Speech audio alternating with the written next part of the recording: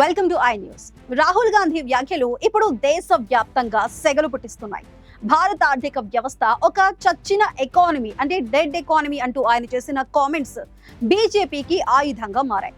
విదేశీ వేదికలపై దేశ ప్రతిష్టను దిగజార్చుతున్నారా లేక ట్రంప్ విధానాలకు రాహుల్ వంత పాడుతున్నారా?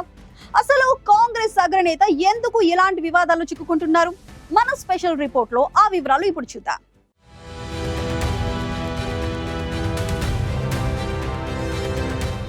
రాహుల్ గాంధీ తీరు ఇప్పుడు కాంగ్రెస్ పార్టీని ఇరకాటంలో పడేస్తోంది. దేశాన్ని నడిపించే ప్రత్యామ్నాయ ఎజెండాను ప్రజల ముందు ఉంచాల్సింది పోయి నిరంతరం ప్రతికూలతను నింపేలా ఆయన చేస్తున్న వ్యాఖ్యలు ఇప్పుడు పెద్ద దుమారం రేపుతున్నాయి. ముఖ్యంగా భారత ఆర్థిక వ్యవస్థను డెడ్ ఎకానమీ అని నిందించడం రాహుల్ రాజకీయ అపరిపక్వతకు నిదర్శనమని విశ్లేషకులు మండిపడుతున్నారు. ప్రపంచ వ్యాప్తంగా భారత్ అత్యంత వేగంగా వృద్ధి చెందుతున్న దేశంగా పేరు తెచ్చుకుంటుంటే రాహుల్ మాత్రం అందుకు విరుద్ధంగా మాట్లాడడం చర్చనీయాంశంగా మారింది.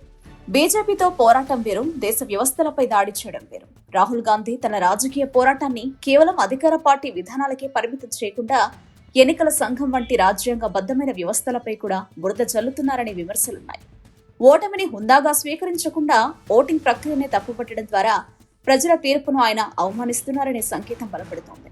ఆయన ఎంతగా వ్యవస్థలపై ఆరోపణలు చేస్తారో బీజేపీ అంతగా ఆ వ్యవస్థలను కాపాడుతున్నట్లుగా తన గ్రాఫ్ పెంచుకోగలుగుతోంది. మరోవైపు అమెరికా అధ్యక్షుడు డొనాల్డ్ ట్రంప్ విధిస్తున్న కఠినమైన టారిఫ్ విధానాల వల్ల భారత్ దెబ్బతిందని రాహుల్ సమర్థించడం జాతీయవాదులను విస్మయానికి గురిచేస్తోంది. ట్రంప్ తన దేశ ప్రయోజనాల కోసం తీసుకునే నిర్ణయాలకు రాహుల్ వంతపాడటం, భారత్ ఆ దేశానికి తలొగ్గాలని పరోక్షంగా సూచించడం దేశ ప్రయోజనాలకు విరుద్ధమని రక్షణ నిపుణులు హెచ్చరిస్తున్నారు. వాస్తవానికి టారిఫ్ల తర్వాత కూడా కొన్ని రంగాల్లో ఎగుమతులు పెరిగాయని గణాంకాలు చెబుతున్నా రాహుల్ మాత్రం దేశ ఆర్థిక వ్యవస్థ కుప్పకూడుతోందని భయాందోళనను సృష్టిస్తున్నారు.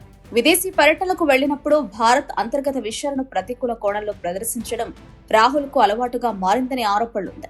దేశం గురించి తప్పుగా ప్రచారం చేస్తూ ఏదో విపత్తు జరగబోతుందన్నట్లుగా ఆయన చేసే కామెంట్స్ బీజేపీకి సులభంగా ఆయుధాలను అందిస్తున్నాయి.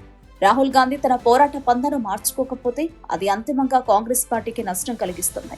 దేశం గురించి మాట్లాడేటప్పుడు వాస్తవాలను పరిగణలోకి తీసుకోకపోతే ప్రజల మనసును గెలవడం రాహుల్ కు అసాధ్యంగా మారుతుంది.